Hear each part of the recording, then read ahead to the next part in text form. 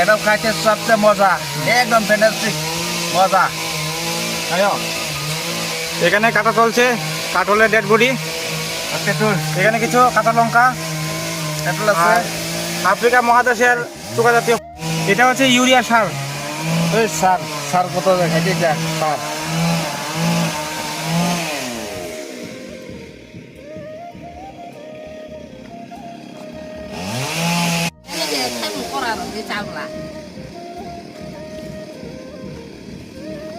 এখানে দেওয়া হচ্ছে সেই বিষাক্ত ফল, একটা ফল, কোকা কোকা।